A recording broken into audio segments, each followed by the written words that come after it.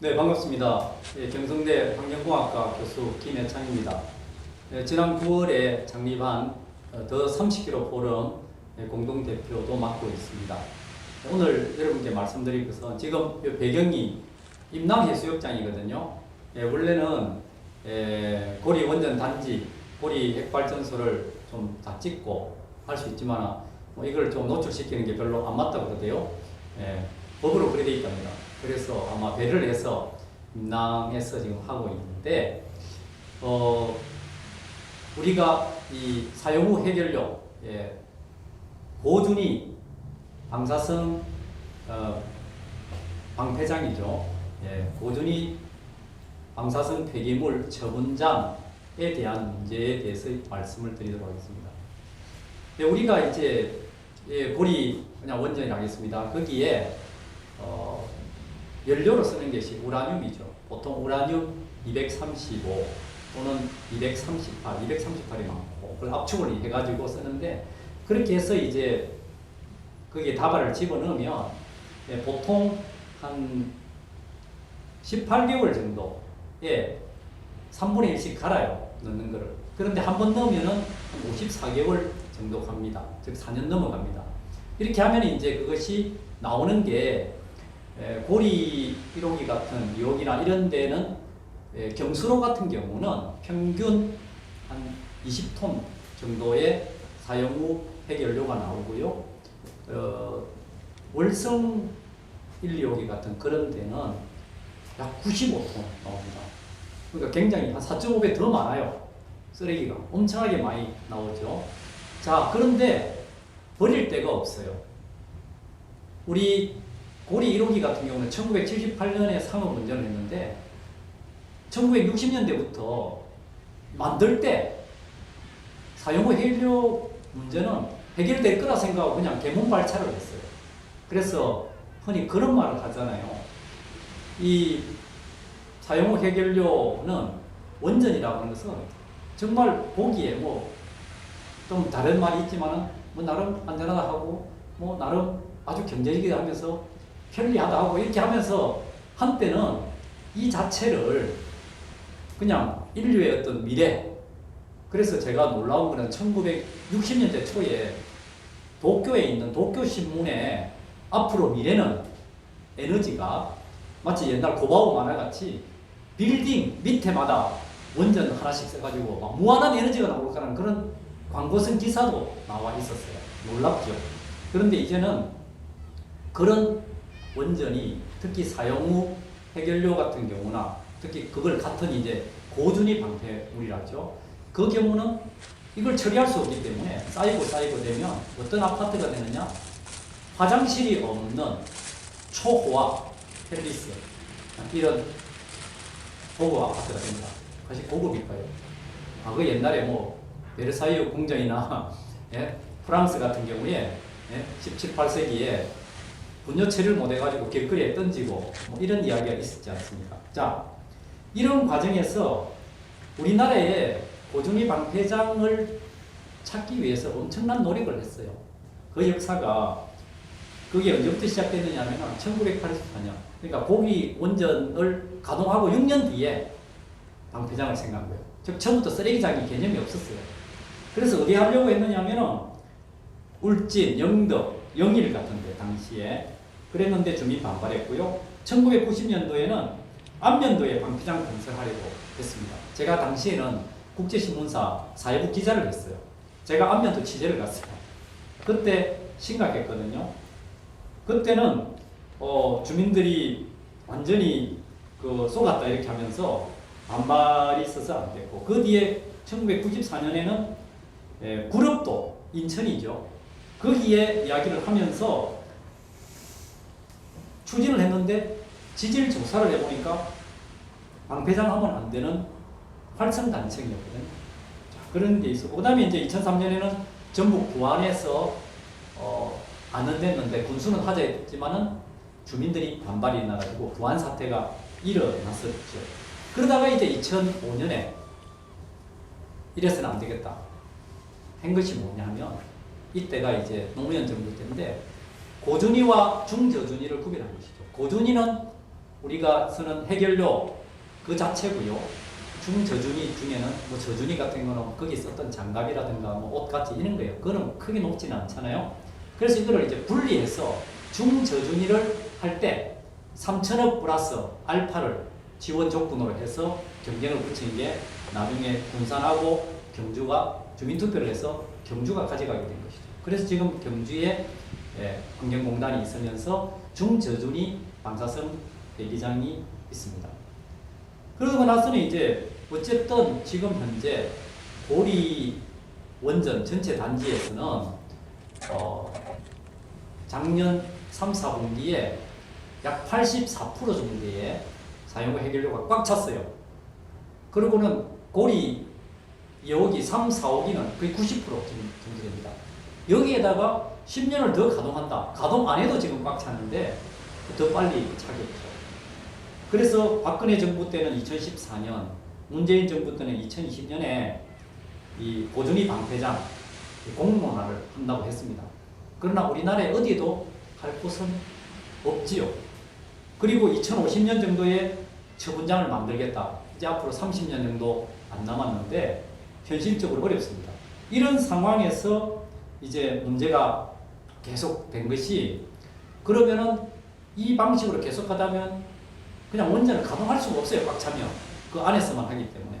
그런데 전 세계적으로 사용후 해결료 처분장, 고준위 방패장 같은 말이죠. 이걸 가장 잘하고 있는 데가 현재 핀란드입니다. 핀란드는 이 자체를 하기 위해서 50년 전부터 이걸 추진을 했거든요. 그래서 현재 이제 인구라든가 밀도, 지질 이렇게 다 해서 전국을 골고루 102개 있는 지역을 선정해가지고 모든 조사를 다 해서 4개 후보지를 하고 그 중에 또다시 정밀 환경영향 평가를 해서 가장 적합한 안반 지하 500m에 하는 걸 이제 해서 올해부터 지금 들어가고 있는데, 놀라운 것은 이 핀란드가 원전이 5개밖에 없어요. 5개. 그런데도 폐로 다 하기로 하면서 그걸 처분하는 걸 가지고 50년을 걸렸는데, 우리나라는 언제 해야 될지도 모르면서 지금 무조건 원전을 하기 위해서 처분장을 만들어야 되는 그런 입장이라는 것입니다. 예, 그리고 이제 미국 같은 경우도 어마어마하게 땅이 넓잖아요. 거기도 처리하기 힘들어요. 원래 미국은 이제 사용후 해결료를 처리하는 방법이 크게 2가지가 있습니다. 영구 처분을 땅속에 심지층 묻는 방법이 하나 있고, 그 다음에 일본이라든가 프랑스 같은 이런 나라는 재처리를 해요. 즉 우라늄이 2, 3호 이것이 또 다음에 해도 또 남거든요. 사용후 해결료 안에 우라늄이 또 남아요. 그걸 잘 처리를 해서 재사용을 하겠다는 개념인데 비용은 어마어마하게 들죠. 그래서 미국이 처음에는 재처리 하려고 했다가 1970년대에 직접 처분 방식으로 바꿨습니다. 더 놀라운 것은 오바마 때 유카 마운틴이라고 하는 사막에다가 이걸 집어넣기로 했는데 그게 지역 주민들도 반대하는 것이죠. 이런 어떤 미국의 주 하나가 우리나라에 적어도 한 남한의 대한민국의 2배 정도 되는 그런 땅덩이인데도 원전 한 2-3개밖에 없거든요. 그러면서도 사용 후 해결료 문제가, 처분 문제가 해결이 되지 않는 그런 상황입니다. 이러한데도 우리나라는 이런 문제를 제대로 보고 있지 않는 것이죠. 그래서 우선 이 고준위 방패장 문제 해결을 위해서 고려해야 될 점에 대해서 몇 가지 말씀드릴게요. 한수원이 2004년도에 한전에서 발전 부분이 6개 자회사로 분리가 되었어요. 그런데 이 분리가 되면 주체가 누구냐? 방사성 폐기물 관리 책임은 한수원이 공기업이잖아요. 그러면 공기업이 해가지고 적극적으로 이렇게 하겠다는 걸 해야 되는데 항상 정부 뒤에 숨습니다. 이러다 보니까 미래의 어떤 비전을 가지고 우리나라에는 고준위 방패장 문제를 다룬 적이 없어요. 자, 첫째, 이렇게 하려면 핀란드라든가 다른 나라 같이 적어도 언제까지 사용 후 해결료를 원전을 언제까지 가동할 것인가, 이것이 분명히 나와서 전체 양이 얼마나 되는 것이 나와야 어느 정도 규모의 크기를 만드는 걸 해야 되는데, 이런 거를 제대로 안 했고, 두 번째, 사용 후 해결료의 양 자체가 고무줄 잣대예요. 이게 1994년, 2000년도, 2010년 이럴 때 10년 뒤에 되면 무조건 포화된다는데 계속 가면서, 물론 종밀 저장도 하고 하지만 계속 고무줄 잣대로 가지고 포화된다고 해서 국민들에게 굉장히 긴박감을 줬다가 또 아주 잘 안 되면은 뭐 몇 년은 더 쓸 수 있다, 이런 식으로 갔기 때문에 정확한 어떤 데이터의 문제, 진정성의 문제가 좀 있습니다. 그 다음 두 번째, 사용 후 해결료, 특히 고준위 방패장의 문제는 영구 처분을 해야 되는데 지금 전부 수조 안에, 즉 사용 후 해결료는 어마어마한 열이 있어요. 그리고 방사성, 핵종 물질은 그걸 바로 보는 순간 1분 안에 죽어요. 그 정도로. 그러고는 10년이 지나도 그 근처 가면 한 달 안에 죽어요. 그렇기 때문에 10만 년이 되어야 겨우 자연 상태, 원래 있던 방사능 수준으로 돌아간다는 거예요. 반감기를 계속해서. 이런 거를 볼 때 어마어마하게 위험한 것인데도 불구하고 우리나라에서 여기에 대한 인식이 잘 안 되어 있었고, 그리고 이렇게 하기 위해서 이제 그 위험성의 문제, 그렇기 때문에 우선 수조 안에 한 5년, 10년을 넣어놓는 것, 그러고 나서는 임시로 잠시 꺼내는 그런 방식을 취하는데, 그러다 보면은 우리 물경 쪽에 보면 참 억울한 것이, 마치 그 브로큰 윈도우 이론이 있어요. 깨진 유리창 이론. 우리 말로 하면 이왕베리몬인데, 어려운 지역에 우리가 받아갖고 했는데 너도 이왕 한금에 더해라 이러면서 수도권이 안 하는 거죠. 그래서 우리는 수도권에 가서 떼가라. 적어도 너가 새로운 원전을 못 짓는다면 수도권에 방사성 폐기장은 너가 하나 해라. 그렇게 안전하다고 한다면 이런 주장을 할 수 있는데, 결국 고리라든가 울진, 몰성, 영광 이런 데가 이런 식으로 가면은 영국 방사성 폐기장이 될 가능성이 높다. 그러니까 보니까 지역의 희생을 강요하고 지역 불균형 문제가 심각합니다. 그 다음 더 중요한 것은, 과연 우리나라에 사용 후 해결료를 처분하는 적절한 부지가 있는가? 아까 미국 네바다 사막에도 불가능한 게 영국 처분자인데, 우리나라는 현재 경주 같은 경우는 중저준위 방패장을 하게 하면서 고준위 방패장을 들어가지 못하게 안 들어가겠다고 했거든요. 이런 것들이 지금 제대로 지켜지지 않는 문제가 있습니다. 그리고 더 놀라운 것은, 예를 들어서 방사성 방패장이 되려고 하면 원자력안전위원회, 우리나라의 방사선 안전관리 등 기술 기준에 관한 규칙 67조를 보면, 사용 후 해결료 중간 저장 시설의 위치, 지질 기준은 원안이 시행규칙하고 고시에 있는데 이렇습니다. 읽어볼게요. 자, 여러분, 우리나라에 다음에 해당하지 않는 지역이 있으면 거기에 방패장을 하면 됩니다. 자, 인구 밀집 지역에서 떨어진 곳, 지진 지질학적 특성을 조사 평가한 결과 장애가 없는 곳, 산업, 운반, 군사시설로 인위적 사건 영향을 평가한 결과 장애가 없는 곳, 당내 시설로부터 방사성 물질이 대기로 방출되는 경우 확산, 희석 특성을 조사 평가한 결과 주변의 대기 환경에 장애가 없는 것, 해일, 회오리 바람, 태풍, 홍수, 폭설, 폭우, 자연현상을 조사 평가한 결과 중대한 사고 원인이 될 수 없는 곳, 저수지 댐의 유실과 빗물에 의한 하천범람 영향이 없는 곳, 지표수 및 지하수, 수문학적 특성을 조사한 결과 주변의 수중 환경에 장애가 없는 곳, 우리나라에 그런 곳이 있다고 생각합니다. 이런 문제를 봤을 때 지금 현재 우리나라에서 이제 현안에 뭐가 문제냐면요, 지금 국회에서 이 사용 후 해결료, 고준위 방패장 관리 특별 법안이라는 것을 지금 올려놓고 있어요. 여야 할 것 없이. 저는 이거 잘못됐다고 봅니다. 지금 지난 9월에 한수원에서 이 고리 이사오기 연장을 신청했잖아요. 그걸 하기 위해서 지금 3개 법안이 되어 있습니다. 김성환 의원이 고준위 방패장 방사성 폐기물 관리에 관한 특별법안, 김영식 의원의 고준위 방패장 관리시설 등에 관한 특별법안, 이인선 의원의 고준위 방사성 폐기물 관리 및 유치지역 지원에 관한 특별법, 여야 의원들이 3명이 이걸 내놨는데 모두 부지 안에 저장시설을 하겠다는 겁니다.